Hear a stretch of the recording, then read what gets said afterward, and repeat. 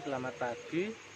Selamat datang di channel saya, Konco Tani. Kali ini saya akan memberikan beberapa tips cara memilih bibit ubi jalar yang baik. Nah, sebelumnya cara memilih ubi jalar yang baik, kebetulan saya sekarang ada di areal persawahan milik saya yang saya sewa.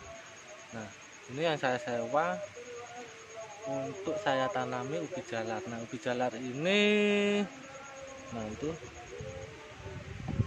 ubi jalar yang saya tanam ini sudah berumur sekitar 2 bulan. Nah, ini untuk masa panen ubi jalar yang saya tanam ini kisaran antara 3 bulan sampai 3,5 bulan. Lebih dari itu nanti biasanya banyak faktor sih yang mengakibatkan hasil panen tidak maksimal. Di antara lain banyak itu hama, selain tikus di musim penghujan ini. Nah, kebetulan ini lagi hujan, lagi mendung, cuacanya sih kurang baik bagi si ubi jalar yang saya tanam ini. Nah, kebetulan di sini saya sambil melihat-lihat kemarin ini terlalu gemuk ini tanaman ubi jalar saya, jadi kurang maksimal. Di samping itu saya juga ingin memberikan tips bagaimana cara memilih bibit ubi jalar yang baik untuk bisa menghasilkan buah yang begitu lebat. Yang pertama, kita cari ubi jalar daunnya yang enggak terlalu besar.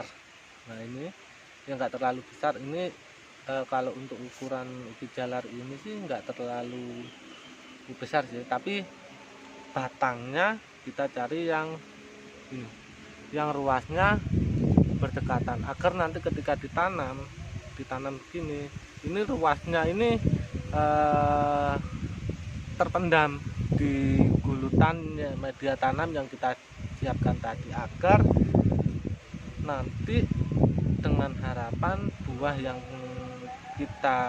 yang dihasilkan si batang ini bisa banyak.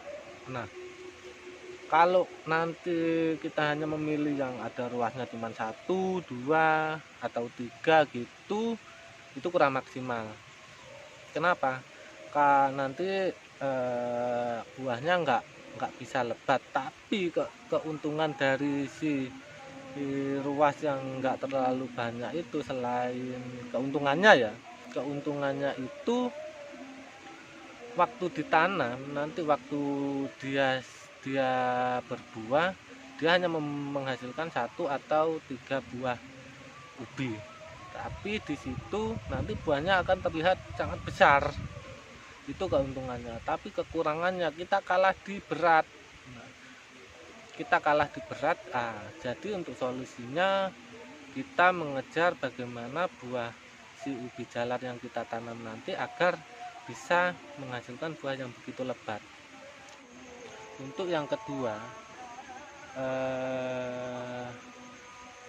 bibit ubi jalar yang kita cari itu dari faktor umur indukannya. Nah, umur indukan yang akan kita ambil bibitnya itu yang paling bagus antara usia 2 bulan sampai 2,5 bulan. Kenapa?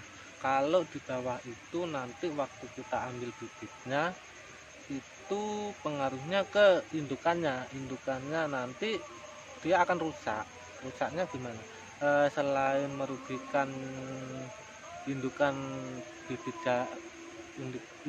bibit yang akan kita ambil tadi, dia nanti bibit yang kita ambil pun nggak akan maksimal. Kenapa? Waktu kita tanam dia secara tumbuhnya itu nggak bisa maksimal.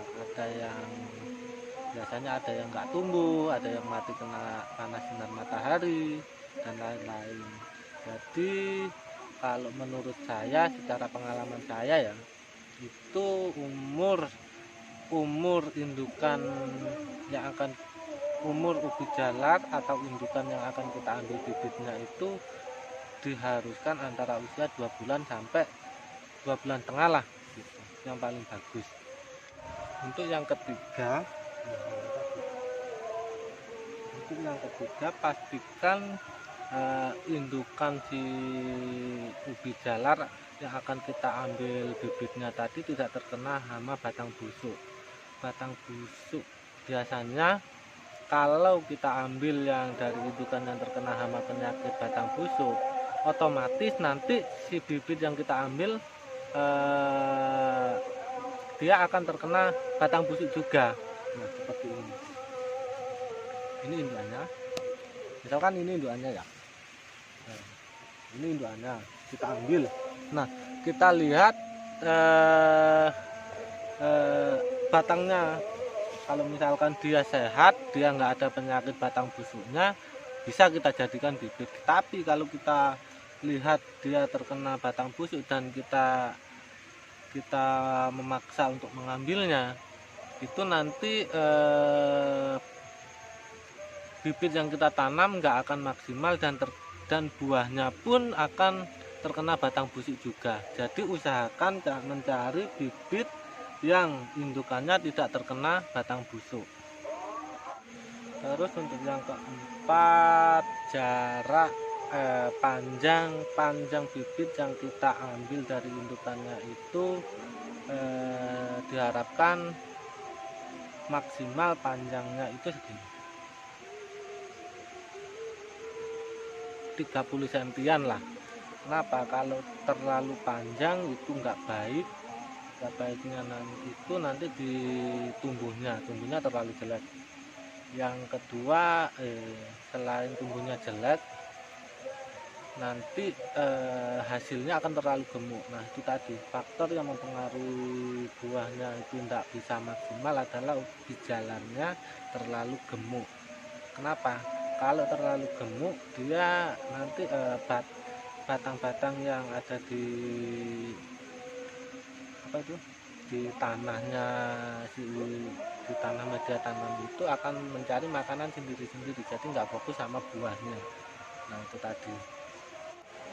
itu tadi beberapa tutorial atau cara memilih bibit-bibit jalar dari saya sesuai dengan pengalaman saya. Semoga bermanfaat. Salam konco tani.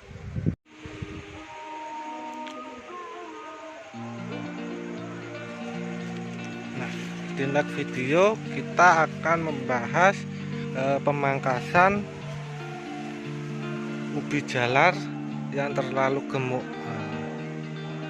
Kenapa kok harus ada pemangkasan? Simak video selanjutnya.